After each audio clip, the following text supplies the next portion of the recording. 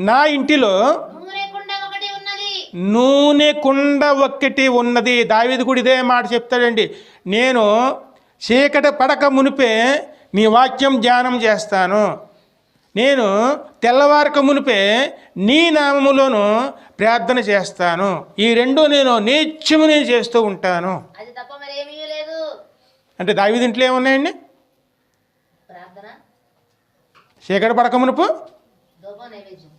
వాక్యం జ్ఞానం, తెల్లవారక మునుపు ప్రార్థన. ఎందుకంటే తెల్లారితే లోకంలో బతకాలి, దేవుని కాపుదలు కావాలి, రాత్రి జ్ఞానం చేసుకోవాలి. మనం జ్ఞానం చేసుకొని మనలో ఆత్మ జ్ఞానం చేస్తుందండి. అందుకోసం ఏం కావాలి? దేవుని వాక్యం కావాలి. అందుకే పడుకున్నప్పుడు ఏముండాలి? వాక్యం జ్ఞానం ఉండాలి. లెగిసినప్పుడు ఏముండాలి? ప్రార్థన ఉండాలి. అదే నూనె కుండ.